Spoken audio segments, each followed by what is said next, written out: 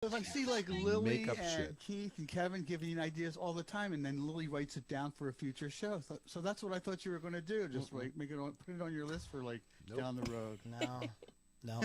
We get vetoed out sometimes with our ideas for better ideas. I just thought that was a good idea, and since you said you were available to be on, I was like, okay, we'll do his thing. I just assumed you knew. I sent out an email and everything, told everybody you're going to be on, and you knew all about this subject. Oh boy. Just make shit up. Just Well, make I have, shit. I have some ideas, like the things to talk about. Did you guys make a list too? Your own Yeah, list? there's a web page on Ultimate Classic Rock stars, musicians, kids. If you Google that, like rock stars, musicians, kids, you'll find it's 77. Like Yeah, I saw that. I should pull that up. so that way you have it, and if you're stuck for something, Okay, well let me pull that up in another window. take your time. We're all good. Let's see. Like have all of What mine. is it? Yeah, that's okay. I figured we'd have many overlapping. Even Amy. No. Ah, see. Yeah, I have her on my list. This one I have. Children of Rock Stars. Okay, I'm pulling up the 77. Yeah, that way you got it. Are also musicians. Yeah, there's plenty of stuff to talk about there. Plenty. It is a wealth. It's a wealth. It's a plethora. All the things. Okay, so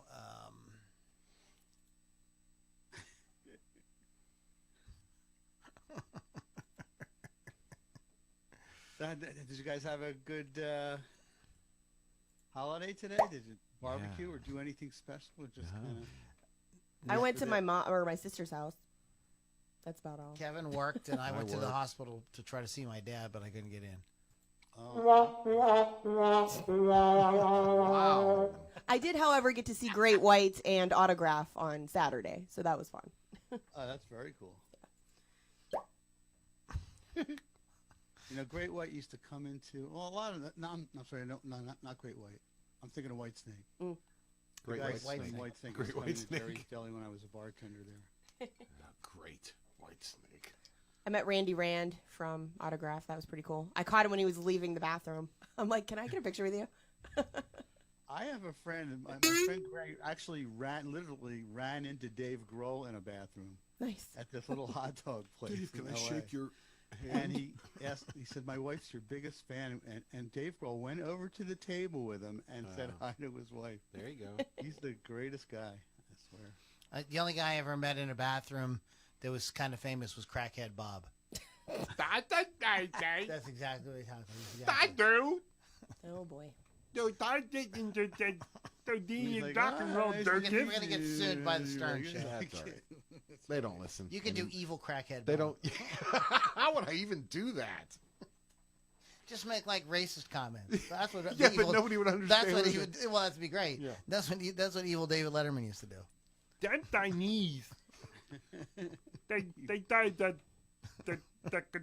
Rona. Okay, The all right. Chinese. I'm more worried about getting sued by the Howard Stern people than like anything like that. So, He might, too. yeah, let's just not even go there. Okay, how's everybody feeling tonight? You guys feel like you want to talk about this situation or no? Yeah. What's the topic? Is there a situation I'm unaware of? There's a surprise. Oh What's the no! Is this an situation? intervention? Yeah, it's an intervention. Oh, I knew it. A special guest is Lou's daughter. Is going to say, Lou's "You're my dad." daughter. She's going to come to the door. Daddy. I don't even have any children. I don't, like, That you know That you know of. Yeah, I have- it's the surprise. that's Part of the surprise. Hi, Daddy. You met my mom at a gig, and Oh. 10 years ago. Oh my God. Can you imagine having like a 10-year-old daughter? I've already lost control and we haven't even started yet. Hi, Daddy. Daddy, can you help me in my career? I need new outfits for the stage. I want to go to School of Rock. It's expensive, Daddy. No. Lou's kind of sweating about it. Now he's like, whoa, wait a Wait, minute. maybe. I want Jack Black to be my tutor. It could be worse, Lou. It could be like, Oh, Daddy. Be a little person. All right, that's enough. That's enough. That's enough. Now, I'm getting worried now. I don't want to get into trouble. Yeah, right. Now you don't want to get in trouble. All right. I see how this works. I got in enough trouble on Friday night, so I don't need more trouble now. I did not. You I missed was good all weekend. Yeah. we had a really good time. It was super fun. I wasn't I have invited. not done that in months. It was super fun to do. I had an interesting gig this weekend. You did. Well, I'll tell you what. Let's start, and we'll bring you on when I introduce you. You can talk about your gig and stuff like that. Okay. That way, let everybody hear, not just us. Okay. Straighten it out. Okay. All right. I think we're ready to record whatever we're going to do here. Here we go. In 5, 4, 3. You know, a couple of weeks ago, I was reading an article about Wolf Van Halen. He was taking shots on Twitter, not doing shots on Twitter, although that would have been very cool. I like So that. he was getting beat up on Twitter about not playing his dad's songs. I don't know what they expect him to do, like Dweezil did. Zappa plays Zappa, Van Halen plays Van Halen. I don't know what they think he's going to do. You know, I love Eddie Van Halen. I even did a video arguing why Eddie is probably the most important or most influential rock guitarist. Not necessarily the greatest of all time. And I would love to hear Wolfie whip out, a couple of Van Halen numbers at one of his gigs. But that's just not what he's going to do. He produces his own music, and he's trying to carve out his own way. He doesn't want to live in his dad's very long shadow. Could you imagine if your dad was Eddie Van Halen? And I think that we can all understand it. Now, even if he did some kind of tribute to his dad, like I mentioned, like Dweezil does with Frank, there would be those who would say, well, he's just riding on his dad's coattails. So he's good, like, damned if he does and damned if he doesn't. Mm-hmm. And I'm sure that many of the kids of classic rock era musicians deal with something similar like this sooner or later. So in this week's Loudini Rock and Roll Circus podcast, we're going to tell you all about the trials and tribulations of the offspring of classic rockers, kids who try to make their own way in the music business. We also welcome back Hal Aaron Cohen, host of Tales of the Road Warriors podcast. Hal has a lot of rock and roll knowledge, and he's freaking hilarious. So this is going to be a fun episode. Stick around. Get ready to rock out with your talk out. It's the Loudini Rock and Roll Circus.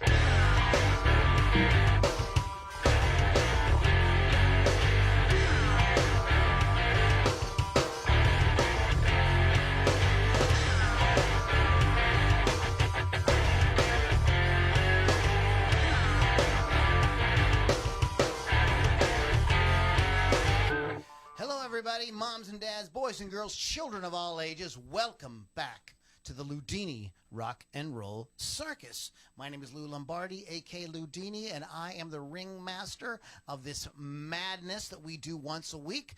Shout out, by the way, speaking of once a week, to rockrageradio.com for carrying the podcast. They do it on Sundays, but we do it live every Monday evening. And you may go like, how can I find out about these live shows? I want to be part of it because we mix it up with you guys. We talk to you guys. We take your comments and questions. So you can find out more about that by going to our website, either LoudiniRockandRollCircus.com or LouLombardiMusic.com. When you get on the list, you find out about all the cool stuff like our live podcast, which we are recording right now.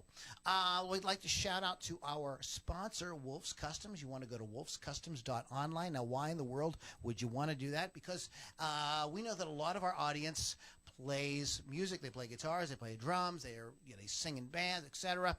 And Wolf's Customs does amazing painting, custom finishes on different kinds of musical instruments, drums, basses, guitars, whatever it is you play, your violin, your mandolin, your banjo, whatever you got going on, they can really make you stand out. And it's just a cool way to sort of set yourself apart from the other bands that you're playing with. We all do those showcases. Hal, all about showcase gigs where you get up and there's 4 or 5 other bands. And so you got to find some way to be a little bit different. And this is a good way to kind of do something visually exciting to get the folks to remember what you're doing. And you can find out more about how to do that at wolfscustoms.online. wolfscustoms.online. Thank you, Chris Thunderwolf Dotson. And I hit our website. I hit Rock Rage Radio. And I hit Wolf's Customs, so I think the next thing to do is to tell everybody who's here. We've got Lily V6 from Rock Rage Radio. Always. What's up? It's great to see you, Lily. Every day. How you doing? Good.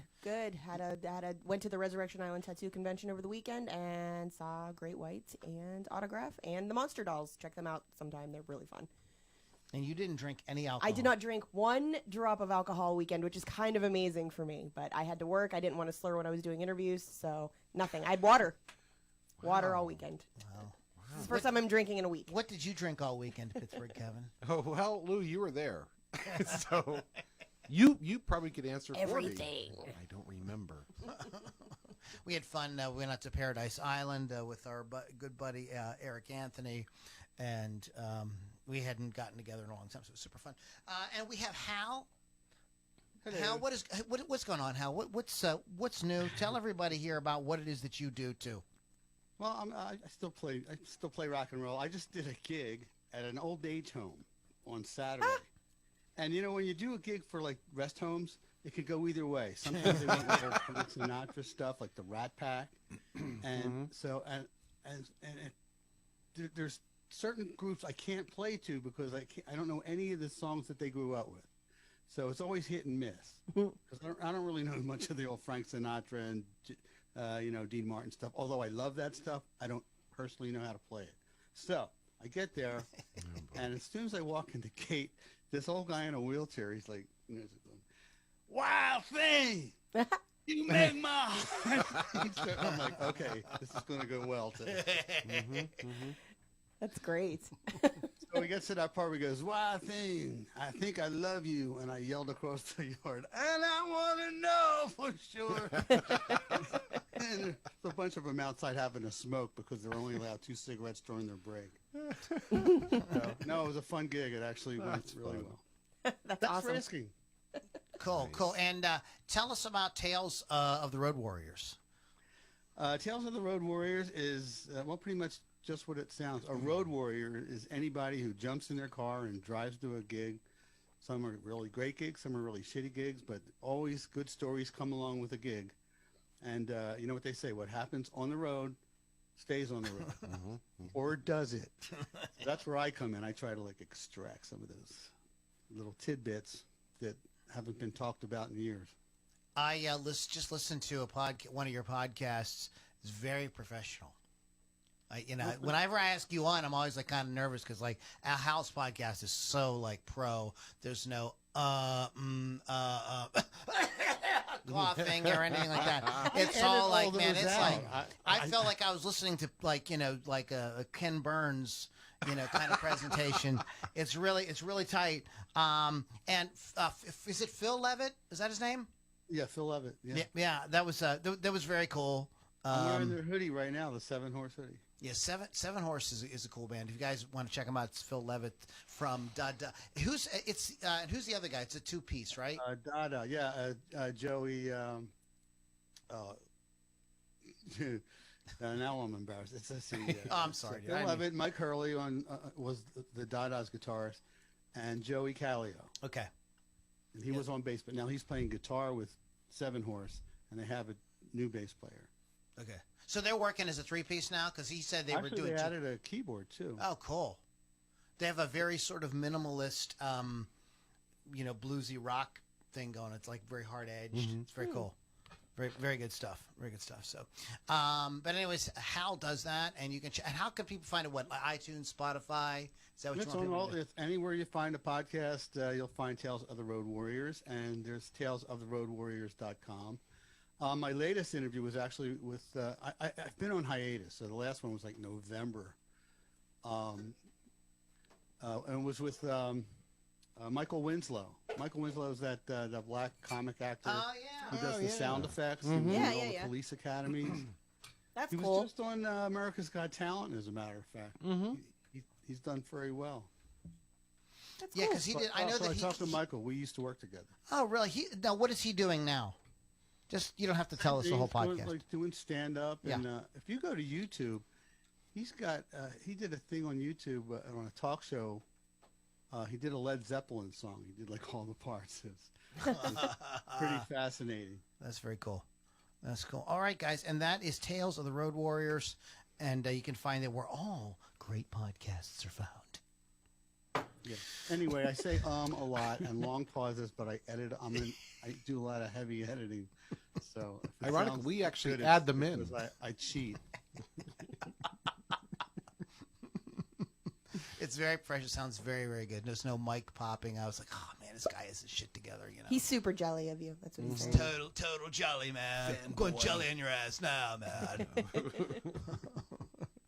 So, I'm going to edit one down for you for free one of these days, Lou. Oh boy. and then they'll be sold. 5 minutes apart. Yeah, exactly. 5 minute podcast. It's like the drug dealer. You know what I mean? First one's always free. It'll sound good. I'm like, all right, Hal. Like that, Lou? Now you're going to get more of my money. I do it on your audiogram. I do some editing on your. You probably noticed. Yeah, but, no, they sound good. That's that one where we were talking about the reviews. Yeah. And then you were like, I'm going to stare right into the camera. Oh, that one, yeah. I love that one. That guy's my new best friend. I bet. All right, guys. So it is. We are here. We are talking today. Our topic today is this thing that's happened where these rock artists, kids, are putting out records, and some of them have become really famous. Jacob Dylan Sure. is a good example. A lot of them are in, doing lesser known things, more indie-ish kind of things as well. So it just goes to show that just because somebody is your dad doesn't mean that it's that kind of, it's so there's so much nepotism that you're automatically going to become famous. With exception, I think people think that about Miley Cyrus, right? I'm sure. That maybe her dad's really, he's Her really dad's the in reason music? for her success. Questionable. He lives vicariously through her these days. Yeah, I legit. bet. He really blossomed big time. She's way more famous than him. Yeah, well, I mean, what was Billy Ray's thing is that he does that song, Make One You Break song, Your Heart. yeah. Break your heart, yeah. Is that really it, Hal? I mean, as a primary Yeah, his he's thing? pretty much a one-hit wonder. I'm sure, he's got a fan base that knows all his other songs, but if you ask anybody throughout the world, there's just no achy breaky. Yep. I was obsessed with that song when it came out. I was a child, though. I played it in bands. I knew nothing. I'm sorry. I'm sorry. It is insanely catchy. It was a big crossover hit because even people that don't know anything, like Lily, who's not like a big country music kind of person, even a lot of people know the song. There's always those songs that kind of break through into the public consciousness, and that was that thing was a total.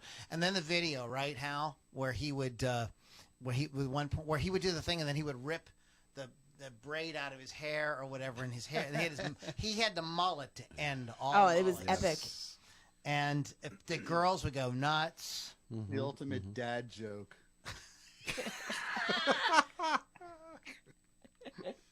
Oh, man. So that's just a kind of an example right there of, then Miley Cyrus, she starts out as, what was she, Hannah Montana? Was that her gig? Yes. And, she's a child actor and just kind of moved on up. So let's go ahead and get into it with some different picks. What we're basically going to do is, this isn't necessarily who we think are the greatest or whatever. These are the ones that kind of like stuck out to us and thought maybe they kind of maybe had a little interesting story behind them that you guys might want to hear. And of course, there will be the usual shenanigans. Pittsburgh Kevin. Yes, there will. So He looks at you. I know one. it's all I know who the troublemakers in the room are. What do You mean? two. What? I'm not. Lily acts. Look at acting all innocent. Okay. Nice try. All right. So let's go, Lily. Let's go ahead and start because All right. usually your game. Well, I'm going to go ahead and do my fangirl one with Gunnar and And- Matthew Nelson. I thought you were going to talk about Billy Ray Cyrus. I was not going to talk about Billy Ray Cyrus. For those, they're twin sons of Ricky Nelson, and for those of you do not know who Ricky Nelson is, American singer, pop pioneer, musician, actor. From the age of 8, he starred alongside his family in the radio and television series The Adventures of Ozzie and Harriet. In 1957, he began a long, successful career. Sorry, my voice is going too. I apologize. as a popular recording artist. The expression teen idol was first coined to describe Nelson and his fame as both a recording artist and television star. I don't know why you're laughing at me. We'll see in a minute. This also led to a motion picture role co-starring alongside John Wayne, Dean Martin, and Angie Dickinson in Howard Hawks' Western film Rio Bravo. Are you throwing that away? So you're done. Gunnar and Matthew are the twin sons.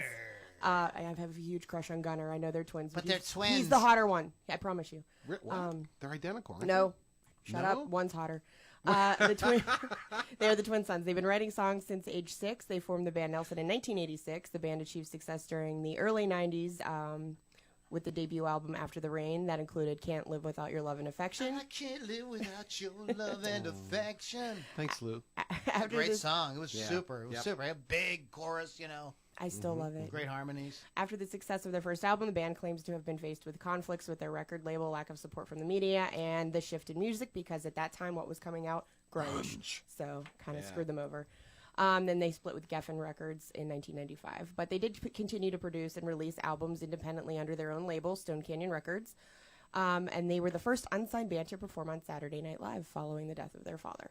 Nelson was also approached to contribute a song to the film Bill and Ted's Excellent Adventure. Excellent. Matthew and Gunnar then co-wrote a song with Dweezil Zappa called Two Heads Are Better Than One. Awesome track. If you've Yes. never heard it, it's awesome. Look If it up. You go back and listen to the first incarnation of this podcast. That was our theme That was song. our theme song. Since the band was in the process of being signed, they were recommended not to use their names for the song, so they were billed as Power Tool instead. I think that's kind of a dumb name, but whatever. But the song eventually became the film's theme song. She said So- power to Well, I think it's actually a great name for a band that does a theme song to Ouch. to Bill and Ted. Right. I it think works. it's a perfect name for that. Like it sounds just like it sounds like Wild Stallions. It's the same kind of band yeah, it's name. like You know, Power Tool. Power Tool.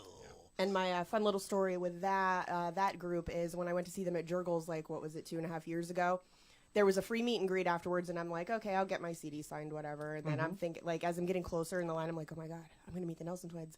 Oh my God. And I was fanning myself like a little girl, and I'm like ignoring Matthew, and I'm like all over Gunnar, like, oh my God, I love you so much. Because he's the cuter one. He is. He's the hotter one. There's a difference. So this is how you conduct yourself at interviews. Not always. Go ahead, Al, what'd you say? I was wondering if your notes mentioned anything about Mark Weiss or Mark Tanner, No. who produced and wrote the songs. No, I didn't. I did not write anything She about is the so in producer. love with Gunnar. It's all you can do. I couldn't focus on anything There's but no Gunnar. real information there, guys. It was all like Gunnar, blah, blah, blah, blah, blah, Gunnar, blah, blah, blah, Well, Gunnar. this is just something I'm probably privy to because I talk about the days when I was a singing waiter. So there was a guy named Mark Weiss. He later changed his name to Mark Tanner, and he had the Mark Tanner Band, and he had a hit with a song called Elena. But anyway, Mark produced and wrote most of the Nelson songs off that first album. Oh, that's cool. Look at that. And Mark just recently passed away. So Oh. Well, that's sad. There he tells us he's a really On cool that person note. and he's dead. Thanks, Al. Nothing like bringing a whole podcast down. That's fantastic. let's have a moment of silence. Okay, it's over. There you go. But no, Mark. The reason I mention this is because Mark, when I first started my job as a singing waiter, he was the one who showed me how to do it. He showed me how to jump up on people's tables and just do crazy gimmicky stuff that I. Okay, wait a minute. So wait, stop right now. We're going to pause. We're going to come back to the topic in a second. What you got to tell us about this thing? I know more about it because you talked. Hal and I met in a podcasting mastermind. You've talked about some of that stuff before, but go talk about tell everybody what this is all about because this is interesting. This is really nobody here Kevin's thought maybe you were like making a joke because Well, no, because he jumps on the table, he becomes famous. I jump on the table, I get arrested. I don't get it. What was I get a doing lot of wrong? free alcohol when I do it. I didn't become famous. I did get gonged by Jamie Farr on the Gong Show, though. No way. Yeah. So let me get back to it. In '77, that's when I left Philadelphia to go to California because I had a friend that was working at this place, and he got me a job there. It was called the Great American Food and Beverage Company, and it was like the Disneyland of restaurants. There was a 2-hour or more wait to get in, and if you called to make a reservation, they always lied and go, 45-minute wait. So then the lobby was always full. Oh, man. So you couldn't even get past people with carrying your trays. move it or wear it. We had all kinds of phrases. Anyway, so Katie Seagal from Married with Children worked there. Nice. Ricky Lee Jones worked there. Like a lot of famous people Wow. did a couple months or years there as singing waiters. So they became famous, not me. But I just love to think of it and talk about those days because like there's no way I could describe this job except I would wake up in the morning and I couldn't wait to get to work that night. Wow. That's cool. No, we all need a job like that. That's cool. So what kind of stuff would you sing? Like how did the singing come into play? Did you sing the menu to them? Okay, Like, what did you do? Okay, so in the corner of the room there was a case where all your guitar cases would fit in there. So everybody took their guitars out and put them in this rack. So let's say you had a table and you went up to them just like you would in any restaurant. You had to be as good a waiter and a busboy as you were an entertainer. You had to audition to get the job, and you had to be a really good waiter too. You couldn't just like be a shitty waiter and a good entertainer. You had to do both. So Hear that, Lily? you take their order, I don't waitress. and then you go in the kitchen, hang the ticket, make the salads, bring out the salad. So while they're eating the salad and you're waiting dinner to get ready, you got a little time to play a song. So you go grab your guitar out of the corner and walk over to the table, just play table side. Sometimes another waiter would grab you and say, hey, you got time to do like a happy birthday with me or sing an Eagles song with me, whatever, or a Beatles song. Anything goes. Could people request songs? Oh, yeah. Oh, that's cool. Wow. So what happened was one night, me and this girl had worked out a song called Don't Touch Me There by the Tubes. and we worked it out as a duet, and we got up on top of this table. There was like 20 people. And this guy owned a company, brought all his employees in. So when they cleared the table, before dessert came out, Shans and I stood up on the table and we did Don't Touch Me There. And the place went nuts. So then the guy came back the following week and brought like another 20 employees and said they wanted us to do it again. So then everybody's like, you guys ought to do that on the Gong Show, because that was big back then. Chuck Barris had the Gong Show, the dating game. So we did, and it didn't translate to TV the way as well. So Jamie Farr gonged us in about 30 seconds.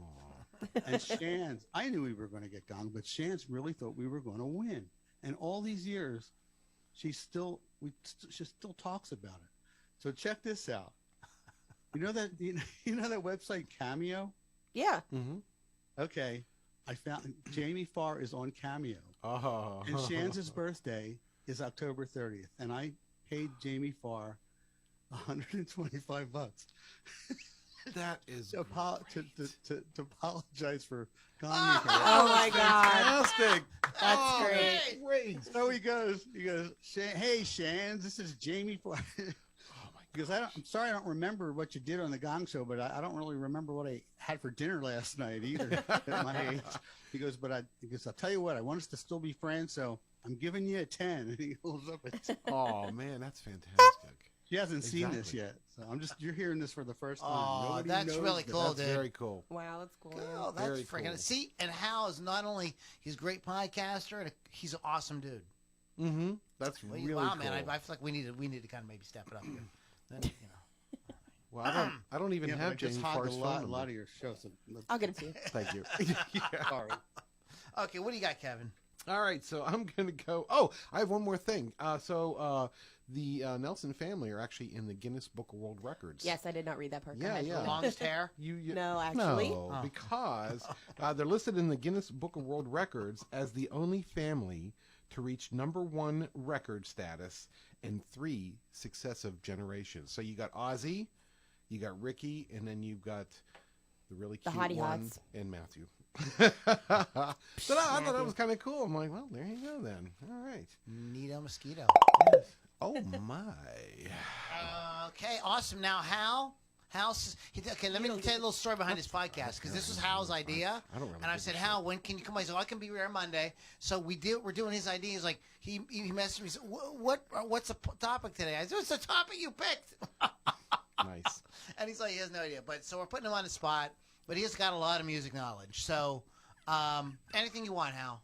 Jump into whatever you want. Not about this. Well, Did you already mention Wolfie Van Halen?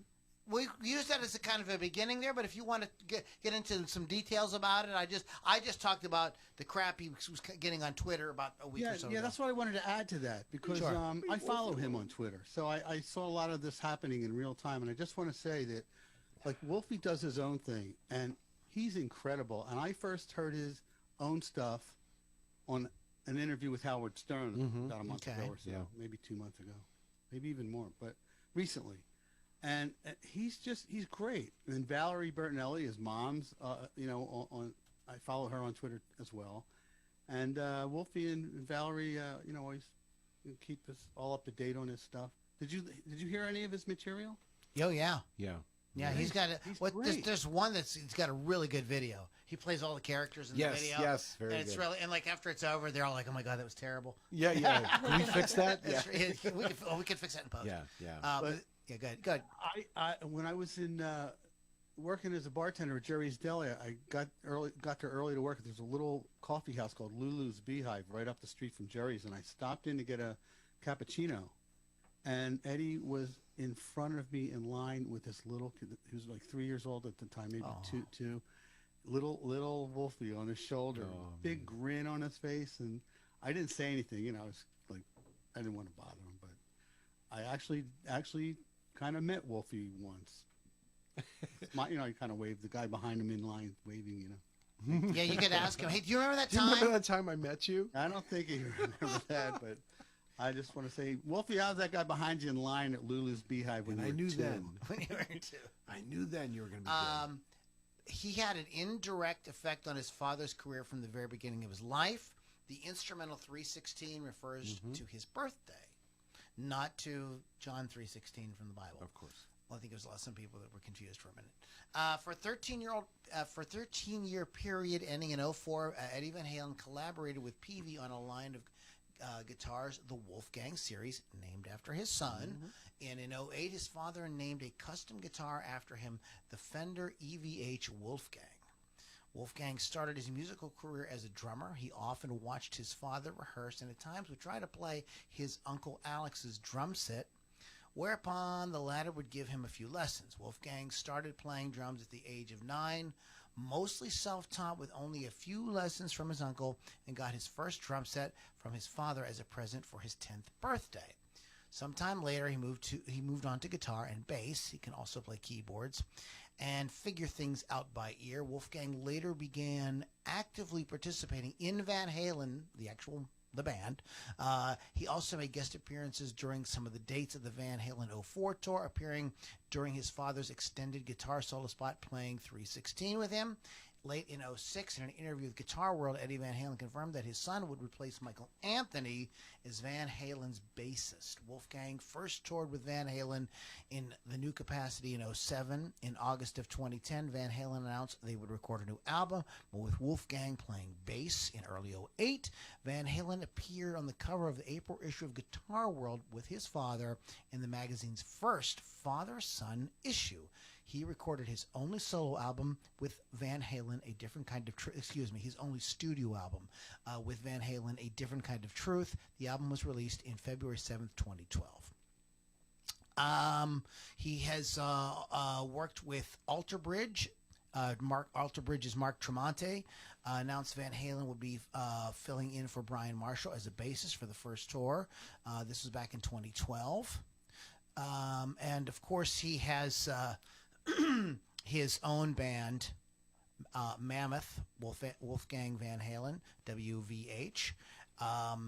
And they have, I think that they've got a great, I think they have a great sound.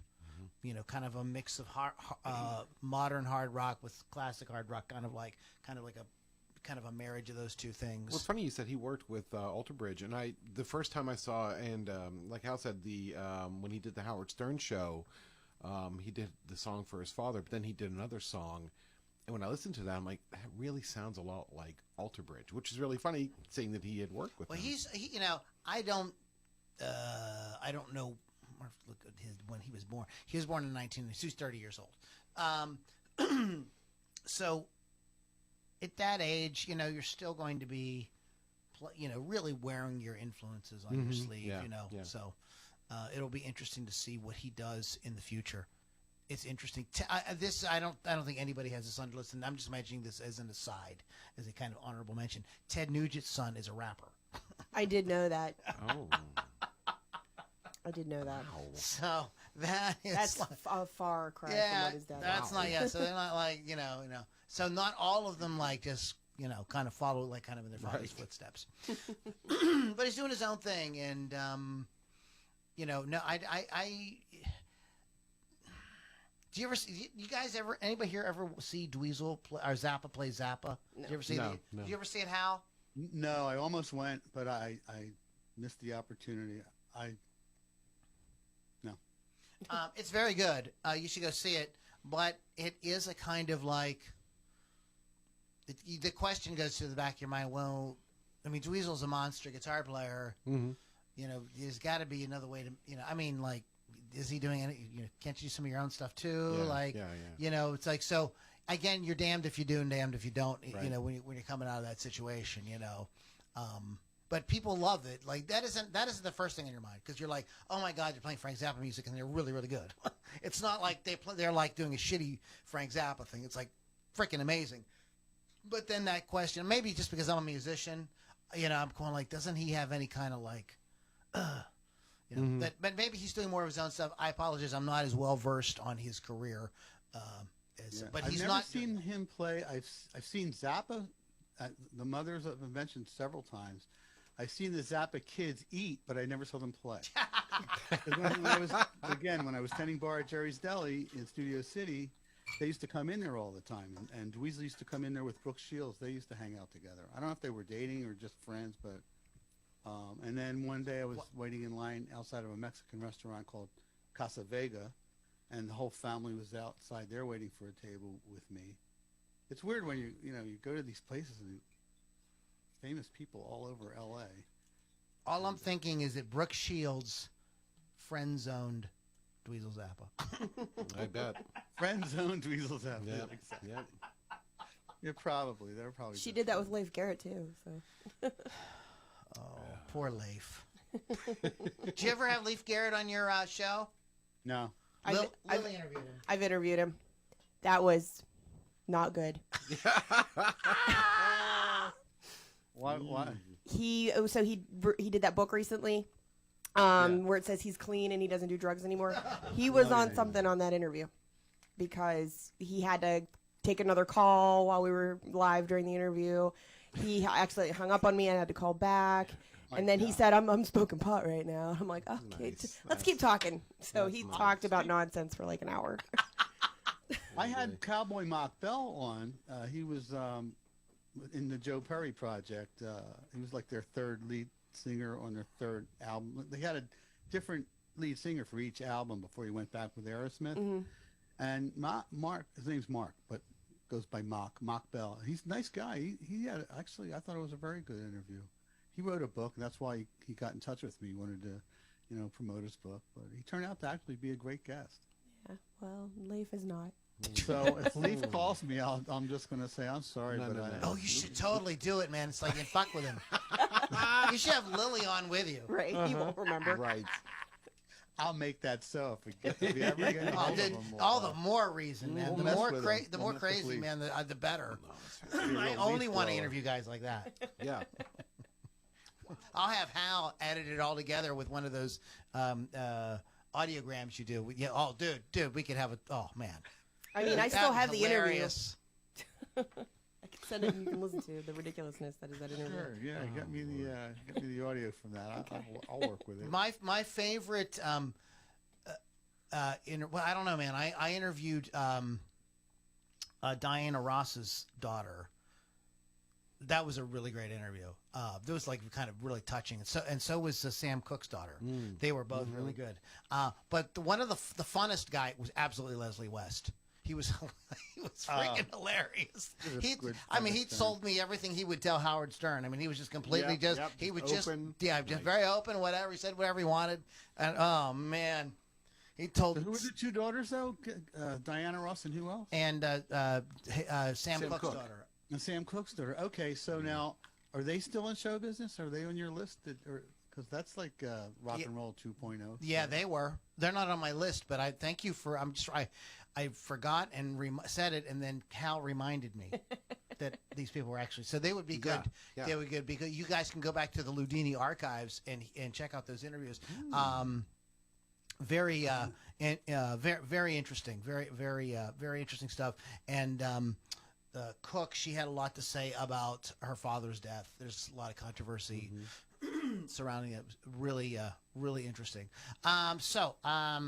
Whose turn is it now? It is Lily's turn. My turn again? Okay. I sort of riffed off of Hal's thing there, and we kind of went back and forth. So next on my list is Calico Cooper. Who? Calico Cooper. Calico Cooper. She's a nice young lady. Relation to Alice. Yes. Mhm. Calico Cooper was introduced to audiences via her father's impressive live shows, a.k.a. Alice Cooper. The younger Cooper served as the choreographer for Alice's Brutal Planet tour in 2000 and went on to play several characters across 11 tours. She stepped further into the spotlight by fronting hard rock band Beasto Blanco. The hard rock group has released 3 albums since forming in 2012, and 2013's aptly named Live Fast, Die Loud marked the group's debut and drew accolades from the likes of Johnny Depp, legendary producer Bob Ezrin, and Iron Maiden's drummer Nico McBrain. The band's sophomore album dropped in 2016 via Rat Pack Records and included a fiery cover of the Cooper classic Feed My Frankenstein. Okay. In 2019, the band returned with their third studio album, the Ryan Green produced We Are. She's also toured with the pre-show for Alice Cooper with Glenn Sobel and the Goon Squad. That would have been fun Which to see. did you not go to that second show? She was there. She was there. I did not know that Yeah, was her. she was- They yeah. were great. I saw both shows. Yes. Yeah, so she was at the Subalpine in Turtle Creek for the Glenn Sobel and the Goon Listen, Squad guys, show. if Alice Cooper comes to your town, and maybe you're not like a big Alice Cooper fan, but his band will usually do a gig like the night before. Make sure they're called Glenn Sobel. Glenn Sobel's Goon Squad. Yeah, and make sure you go see them. This is the most vicious rock cover band I've ever heard. They're fantastic. I mean, they play covers, but they play them like they wrote them. Yeah. Like they're just like. It's their own version. Yeah, of the I mean, they songs, for rock sure. so freaking hard, and they're all monster singers and all monster players. It's like, dang. Yeah. It's a really fun show. And I'm she's sorry. she's an amazing lead singer and front woman, and she's just like her dad. I mean, as far as costuming, Except and- for the tits. except for that, and actually, she doesn't really have big ones. He's pretty old now, so maybe. may, I'm just saying. But yes, Calico. Man tit! And apparently, Lou missed Calico completely when he was at that show. I didn't know who that was. That was Yeah. some girl singing. So It's just some girl. You don't know. Don't let anybody in this place, even a woman. God damn it. Views expressed by Little Marta. Views expressed on the Loudini Rock Roll Circus podcast are not necessarily those of the Loudini Rock Roll Circus podcast. Right. Oh man. These are the views of White Claw, Corona, and Knob Creek. Knob Creek. Maybe, Which can sponsor us if they'd like. Yeah. I'm just saying. but Gladly. I'm sorry. Continue. that's it. Wow. And you're looking at your phone again, Lily. I'm That's enough. Anyway. So we have some comments and questions. Just a couple. Michael Gold says, "Hey Lou," Hey, Michael. and he says, I like the Don't Tell My Wife version of Achy Breaky Heart." So he was on that. And then Jody for Lizzie posted a little bald man, so I don't know if that's supposed to be you. Probably. Hi, Jody. Hey, Dr. Jody for Lizzie. Doctor, excuse me. Doctor. Anything, Pittsburgh Kevin, you want to dive in with something? Yeah, I'll throw something at you. Yeah, you moved. All right, so I'm gonna go with Don't He Look Like His Pa? Don't He Look Like His Pa? Julian Lemon. Oh, Julian. Yes, Julian was born April 8th, 1963. He was born to John and his first wife, Cynthia. Julian was the inspiration for 3 Beatles songs. Of course, Lucy in the Sky with Diamonds, Hey Jude, and Good Night. He has produced 6 albums and actually has a new one scheduled for release this year. I knew that. So he's still doing stuff. He is a filmmaker and photographer besides being a musician. Did you know that, Lou? This I did not know. I knew. Yeah, there you go. He produced the documentary film Whale Dreamers, which won 8 international awards. He was the executive producer on Netflix's documentary film Kiss the Ground about regenerative agriculture. See, now you got me thinking about going Riveting. Well, I'm not going to watch it. I don't care where my food comes from as long as it shows up on time and the waiter stands on top of the table and sings to me. Yeah, I kind of want that to happen now. Yeah. Since my baby left me. Oh, great. We're going to get a copyright strike now, Hal. Thanks. Oh, sorry. I could edit that out for you. No. That song is not the property of Hal. There, it's done. Next time, try to sing it raga. Since my baby left me. All right. So, unfortunately, did not have a good relationship with his dad. He voiced his anger at John after John's death. After hearing his dad's peace and love stance celebrated, he called his dad a hypocrite. He said Dad would talk about peace and love out loud to the world, but he could never show it to the people who supposedly meant the most to him, his wife and his son. Oh, he was abusive to Julian's mom. Yeah. A violent drunk at times. Yes. He seen in public being very drunk, falling off the stage drunk. But I was going to say myself that the Julian and Sean, I was thinking like doing like sort of a comparison, but you just brought it to Julian. Funny that. But yeah, Julian's the one I think with the talent, really. Mm-hmm. Yeah. Well, you know what? I was gonna mention. I was gonna riff off that. Are you done with that? Well, I was just going to say, like to further that, Julian was excluded from his father's will. However, a trust fund was set up. £100,000. Of course, this is Great Britain, and it was created by his father to be shared between him and his half brother Sean. Lovely. Julian did sue the estates, and in '96 reached a settlement worth £20 million. Yeah, he absolutely is entitled to that. John, you're an asshole. I'm sorry. Imagine's a good song, but you're a dick. Not my favorite Beatle anyway, so it's cool. It's Paul. Yeah.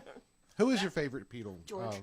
Really? Yep. I knew she was going to say that. You didn't even know. He's the quiet one. I just knew. He's the quiet one. George is my favorite one too. Absolutely. I like Foal. Fool. Did you see that? Hey, Al, did you see that documentary? It was on Netflix for 3-2-1. McCartney 3-2-1 on. No. No. This is a documentary. It was on Netflix like 10 years ago or 15 years ago where they had supposedly, it was the guy that would replace Paul McCartney after Paul McCartney died. Oh, yeah. Billy Shears? What? Yeah, Billy Shears. No. No. Supposedly, you know the Paul story. McCartney did die. Paul McCartney actually died. He died. That's why on the Volkswagen, on the cover of Abbey Road, it says 28 if. He would have been 28 if he would have lived. And all there's that whole conspiracy theory. Well, it's a documentary that supposedly proves that George Harrison recorded before he died, saying that this actually happened. Paul McCartney actually did die. We brought in a double who pretended to be Paul McCartney, and like he, Did you ever see the documentary? I thought I heard Ringo Starr do a whole thing saying it was all true too. Maybe. Yeah, the guy who replaced Paul McCartney was Billy, in Sgt. Pepper's. Oh, I see what you're saying. Billy Yeah. Shears, It's the alluding name of the to guy the. who they say replaced Okay. Paul McCartney, and they used the name Billy Shears in Sgt. Pepper, but that's actually the name of the guy. There, I get you now. I got you now. Okay, all right. So you were in with it. Okay, but I actually there is a Julian. I mean, what was it called?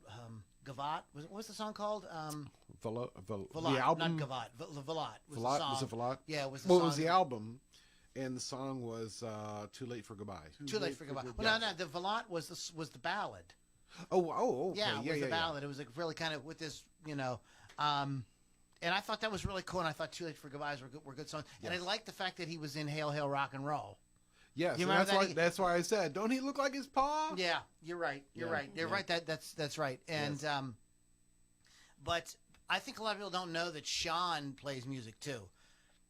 And he's in a I don't know Sean's catalog by any stretch of the imagination, but I did listen to both Claypool, Lennon, Yes. Delirium albums. Yeah. And I think they're really good. They are. It's a very cool kind of like Pink Floyd meets the Beatles kind of with Les Claypool in the mix somehow. I think it's ethereal. yeah. Ethereal in sound. But I think that the songs are like the songwriting is there and everything. I don't know who's more responsible for that, Claypool or Lennon, but I really like. That's the only thing about Sean. His music that I know. I think John tries too hard to sound like John, like to write like John and channel John. Where Julian kind of does his own thing. His stuff like is Julian Lennon. It's not like the son of John trying to be like his dad. I think he's got a more of a pop sensibility too. Just my take. I'm a bigger fan of Julian's than Sean. Which would make sense too if he didn't really get along with his father. Why would he want to sound like his father? Yeah. And I think Sean, because he stayed, in close proximity to Yoko all these years, she kind of coddled him. Mm-hmm. And I think she sort of like took that intense love she had for John and sort of like moved it over to Sean, and maybe not such a healthy way. I don't know. He just seems like he's too heavily influenced by Yoko himself. But it's just my take. No, I totally see that. What's the there's just some like characters in both Greek mythology and in Shakespeare that like there's this mother figure who's like behind the scenes pulling the strings, trying to make things happen in a kind of nefarious way. And so when you were describing that, that's kind of what made me, it kind of took my mind to that sort of thing. So who's who? I think you're next. Or no. Oh, Hal. What do you got, Hal? Next.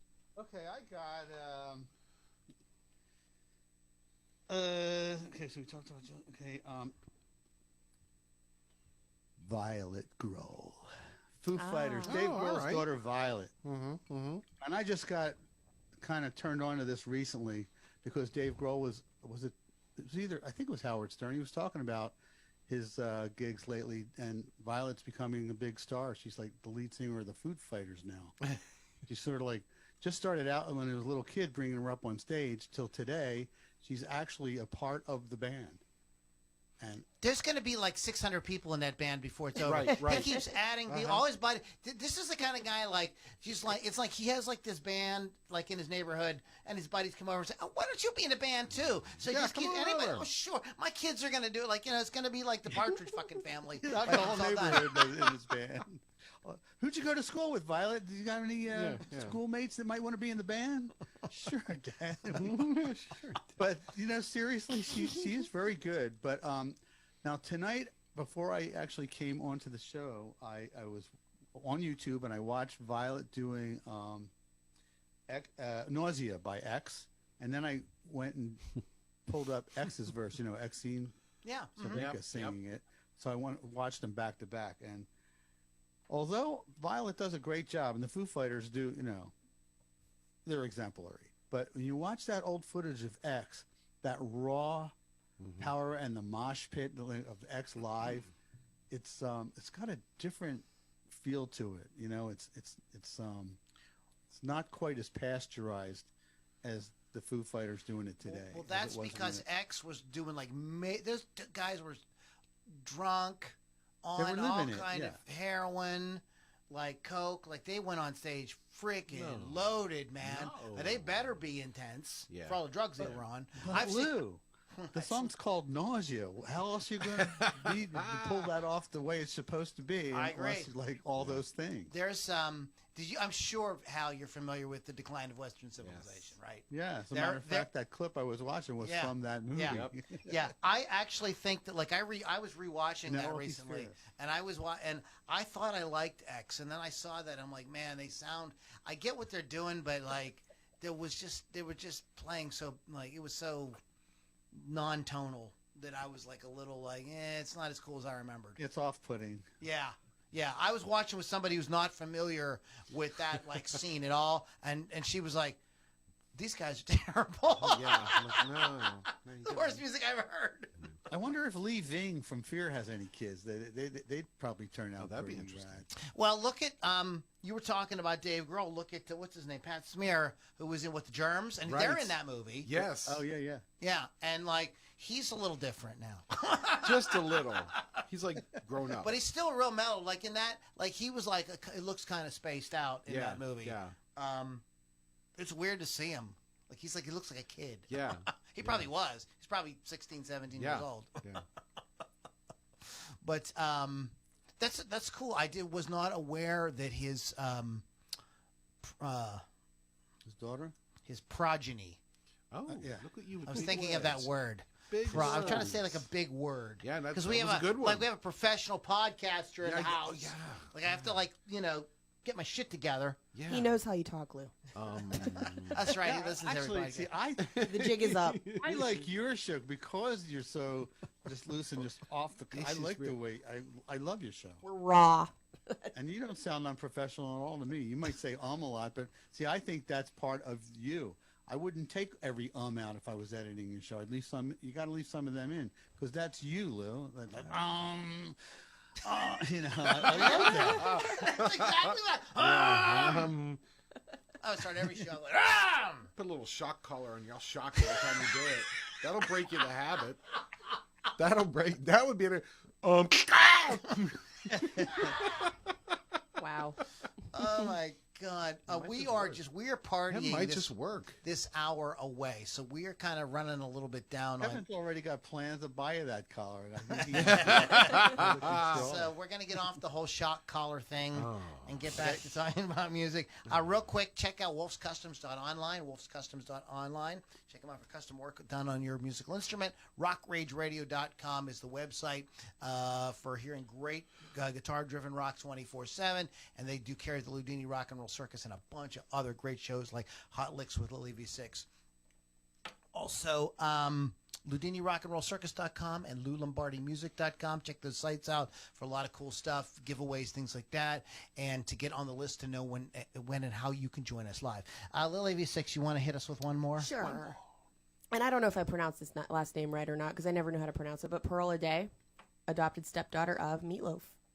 Oh. She, I just said all that.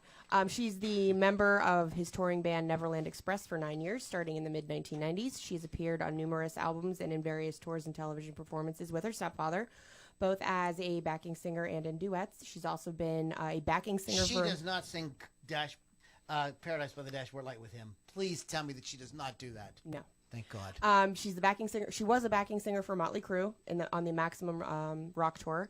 She's currently the lead singer of her own band called Pearl and has released her debut album on Megaforce Red Sony Music January 9th, 2010. I wonder if that's a reference to Janis Joplin's last album. Let me continue. In my heart. Let me continue. There's more. But Aday also co-organized the hard rock group Motor Sister with her husband Scott Ian, singing backing vocals. Damn. She was born to Leslie G. Edmonds and an unnamed father who was the drummer and singer in Janis Joplin's group Full Tilt Boogie Band. She was adopted by Meatloaf as a young child after his marriage to Leslie. In 1994, she was the back singer for him. She was on the 1994 Bat Out of Hell 2 summer tour, as well as the follow-up tour in 1996. And she was a member of the band as well when they sang for Bill Clinton's inaugural ball in 1997. What? Yes.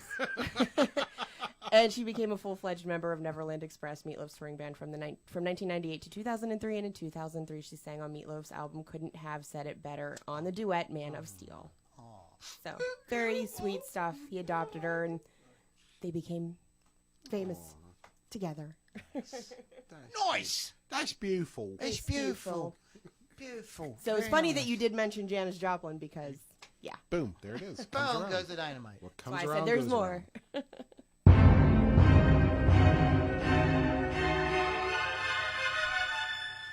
That is the new theme music for Pittsburgh Kevin. Oh, boy. Boy, really? Wow. Do you want to say anything? Do you have another thing you want to talk about? Or you good? No, I don't. Oh, wow. You don't got nothing. Well, you said she was going to do the last one. I folded up all my... Oh, well, I mean, no, for her to... We could all do one last one. For me, last. All right, so we're going to go with the one that we spoke about briefly because you and I have both Oh, you just totally licked seen this the- woman. Oh, we seen her, all right. We did. We seen her. seen her good. We saw her real good. So I'm talking to Cole. She's over in Millville. That's exactly where we saw her too. Darn Millville. So Amy Helm.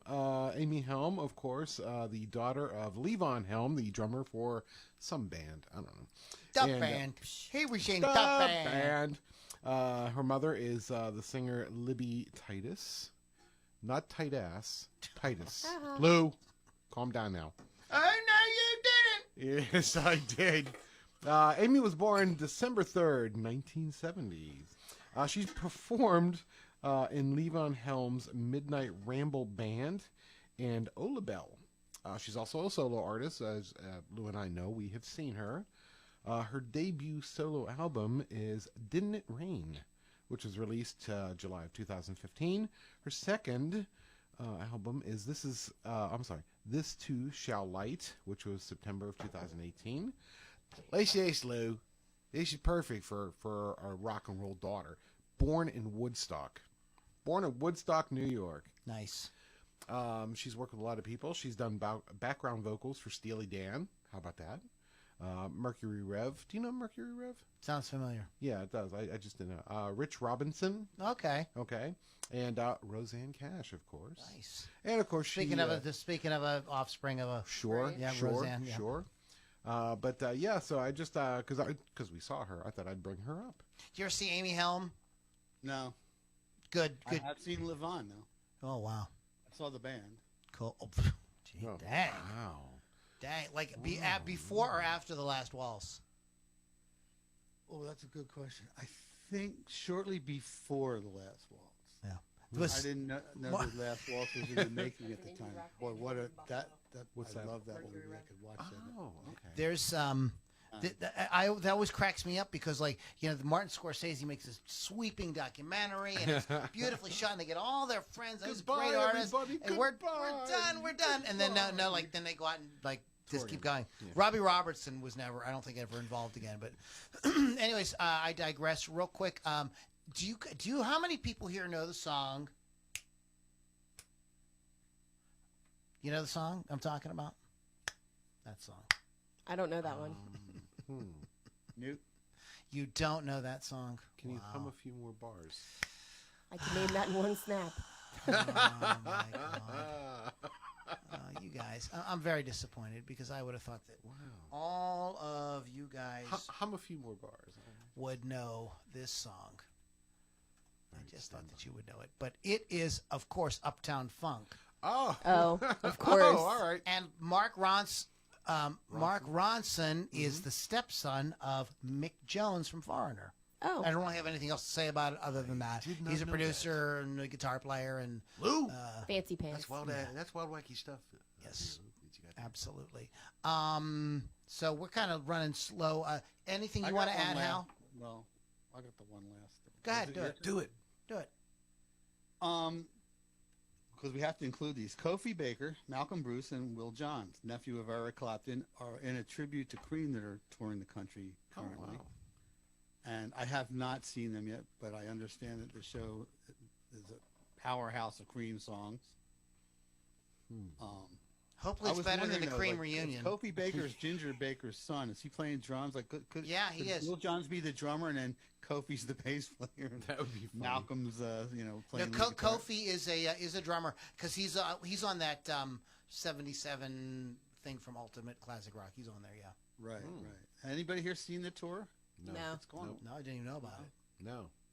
Oh yeah, it's like a total tribute to Cream. They're playing all their parents, stuff, and it's like a throwback to the original Cream music. I would love to see that. I think it would be awesome to see the kids doing dad's and uncle's music. I have to check that out. I'm gonna say one last one. This is an entire band. Oh yes. This is an entire band. I'm waiting. In the late 1980s, early 1990s, there was this kid playing guitar. Yeah. And he would get, like, every time B.B. King would come to town or Albert Lee or one of those great blues guys, he was a local kid. Everybody knew he was an amazing guitar player, and he would drag him up on stage, and he would blow everybody away. Like B.B. King was became an instant fan of this kid. He was like 14, 15 years old. He got a manager, and they were trying to find something they could sell to a record label. And they were like, "No, we already got the new Stevie Ray Vaughan. His name is Kenny Wayne Shepherd, and we don't need you." So what they did was they got real creative. Yeah. And they got together Waylon Krieger, Sure. Aaron Davis, Uh-huh. and Aaron Hagar, Uh-huh. and Barry Oakley Jr. And started a band called Bloodline. This is basically a vehicle just so the world could hear Joe Bonamassa. Mm-hmm. And Joe's just a kid. There's a mini, like, newsreel type documentary about this on YouTube. And Joe is this chubby little kid. And he's like freaking amazing. He's just insane. He's just, and he really does not sound like Stevie Ray Vaughan. It's very obvious he's got even at that age, he's doing his own thing. Yeah. I heard Stone Cold Heart on the local rock station once, and they played it one time that I heard. And I heard the guitar solo, and I'm like, I don't know who that is, but I have to have that record. I have to have it. And I have it on cassette. Wow. And it just blew my mind. But Miles Davis's son is Aaron Davis, of course. Sammy Hagar's son, Aaron Hagar. Yes. Barry Oakley Jr.'s son, and Robbie Krieger's son. So it's a whole band. That's very of, cool. Of all those guys. Aaron Hagar is still a singer, and as well as his brother. They're both singers and doing music. Sammy Hagar's, and of course Joe Bonamassa is Joe frickin' Bonamassa. Yes. We all know who he is. Yeah. But Joe freaking Bama. Yep, you got it. Hal, go ahead, buddy. Go ahead and plug your show one more time. Okay. There's no new episodes at the moment, but if you haven't listened to it, there's some great interviews. It's about 40 episodes, a little over 40 episodes to listen to. It's called Tales of the Road Warriors, and if you go to talesoftheroadwarriors.com, there's links to Libsyn and Apple and Google Podcasts. So wherever you like to get your podcasts, you'll be able to find Tales of the Road Warriors. And, check it out. I hope you enjoy some of the stuff. The one that Lou likes, Phil Levitt of Seven Horse and Dada, that's a great episode. He tells some really good stories. He's got good tale about Bob Dylan and one of Bill Murray. That story about him going to Alaska, though, dude. Oh, yeah. I want to tell you, there was always these ads in the back of the IUP newspaper. That's where I went to college. For people, for men specifically, to go to Alaska and work on fishing trawlers. And it paid insane money. Yeah. It was like, I was 20 years old or whatever, and it paid at that time, $1,500 a week, which was in 1989 or 90, whatever that was like, there's a lot of frickin' money. It was really killer. And, I found out. They should have advertised for women to go to Alaska to dance with the men when they come off those boats. Exactly. Well, I'm going to tell you a funny story. Hal, I'm going to tell you a funny story about that. I'm going to tell you a funny story about that. But anyways, I found out, I looked into it, and they were like, no, it's deadly work. Tough. A lot of guys Yeah. lose hands and fingers and die and stuff. But that is so funny because I went to high school with this girl named Debbie Burrows. And she was determined to get married. That was her whole thing. Even in high school, all she thought was getting married. And that's what she did. She went to Alaska because she knew she heard there was a shortage of women, and she was really, really attractive. And boom goes the dynamite. She had she's got something like 12 kids. Oh my God. And I'm not lying. I think it's about 12. I think she's up to 12. God bless her. Maybe 10, 12, something like that. How many fathers are those guys? One. Just one. One. Oh, one Yeah. guy father. This guy from Alaska, apparently, Al, he really had the juice, man. He was just Found the one. He's a keeper. Wow. Anyways, so guys, check out Hal's podcast. You can find us at LouLombardiMusic.com or LoudiniRockAndRollCircus.com. Lily V6. My show is Hot Licks with Lily 6 on Thursday, 6 p.m. Eastern, Rock Rage Radio. You can download the app for free on your phone or just go to rockrageradio.com. All right, guys, that is it. And thank you guys so much for hanging out. Next week is our monthly album, and we're going to be talking about A Night at the Opera by Queen. Oh, sweet. So it's going to be a good one. So, Hal, you have a great week. If you really want to come back and talk about Night of the Opera, we're happy to have you. If you that's up to you. And the Hawk will be back next week. I'm happy to announce the transformer that fell into the river. They found it. They found it. They Or found whatever. They got it fixed. So New Orleans has electricity again. They're getting straightened out. He said he'll be back next week. So, all right, you guys have a great week. We'll catch you all on the next Loudini Rock and Roll Circus.